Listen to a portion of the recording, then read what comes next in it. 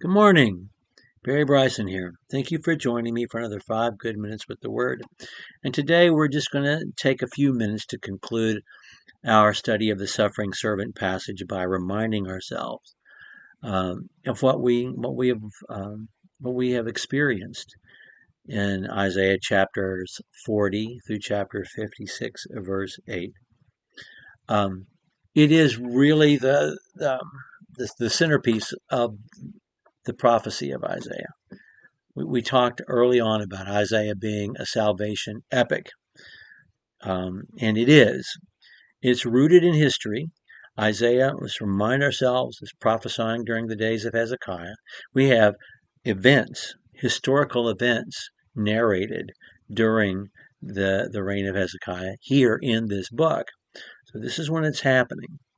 So the children of Israel not only have not gone into captivity yet, they haven't committed the sins for which they are going to go into captivity yet. They're a nation of people who are people of faith, who have a good king, a faithful king. And yet, in the next generation, it's all going to unfold. And one of the themes that God has said throughout the book of Isaiah and the suffering servant passage specifically is, I'm telling you these things so specifically so that when they happen, you'll know that I told them to you already. So you'll know two things. One is, I'm in charge. And the second is, when I say something, you can believe it because it will happen exactly as I say. And so in the suffering servant passage, we don't just have visions of the Messiah, not just visions of his suffering or visions of the glory we will have because of him, but we are rooted clearly in history. And this is necessary to the suffering servant passage because we have conversation about Cyrus the Persian by name, the very man who's going to allow the children of Israel to go back home to Jerusalem, to rebuild Jerusalem, and they're going to be free. In fact, they're going to be instructed to worship their God, their way, in their homeland.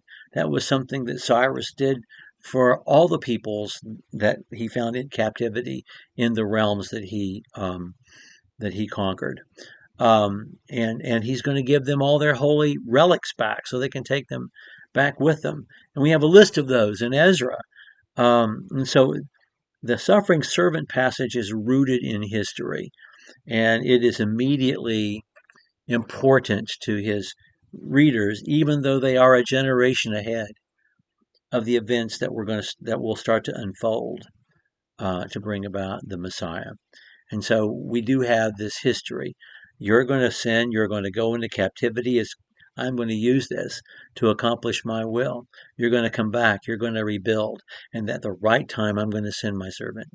Let's not forget the suffering servant passage begins and ends with a singular voice announcing comfort and announcing victory. The beginning, chapter 40, comfort my people. It's how Handel's Messiah begins. Comfort ye my people. And then the voice of one crying in the wilderness, make way, make the path straight, because the king is going to arrive. And it ends with this voice in the marketplace saying, ho, everyone, come, buy water, buy milk, buy food for nothing. I'm giving it to you. I'm giving you everything you need because the price has already been paid. And so that story, that arc of the announcing of comfort, making the way straight so that the servant can come, and then the servant accomplishing the work that God sent him to do, and the salvation that we are offered because of that. That's the overarching message of the suffering servant passage. We call it the suffering servant passage for a reason, because we are told about the price paid. More other than Psalm 22, we do not have a clearer description of the price Jesus will have to pay than we have in Isaiah 53 and other smaller portions of the suffering servant passage, particularly when the suffering servant himself speaks and talks to us and tells us, I'm going to have to pay for this with the stripes on my back. So that's there in the suffering servant passage as well. In fact, that's where it gets its name. And that's what makes it gospel. That's what made it the passage that in the book of Acts they could preach from and baptize people from.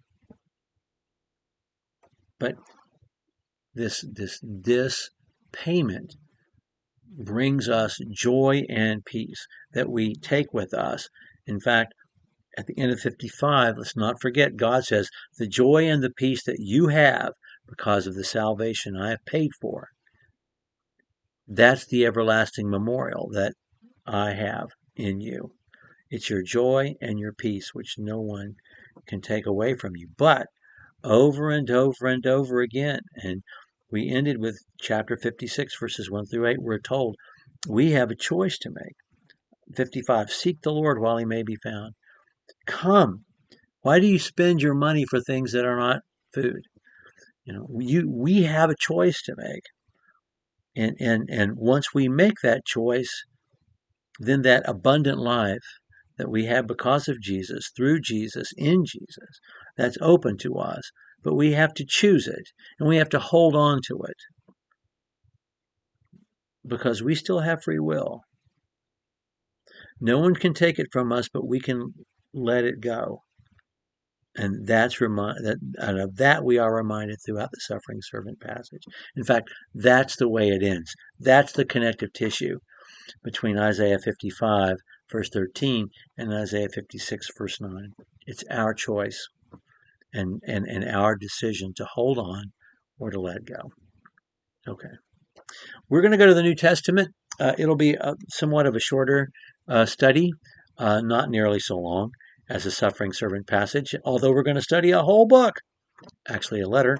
We call it a book. It's a letter of Jude. And I know we studied it, I think, 5 years ago, but we're going to go back and look at it again. We didn't spend a lot of time on it when we studied it before. We didn't make it our only focus. We looked at it and 2 Peter together. We're going to look at, and we'll talk about 2 Peter. We have to. You can't study one without the other. But the focus is going to be primarily solely on Jude and the letter that he sent. So we'll introduce Jude next time we're together. Thank you for joining me. Another 5 good minutes with the Word.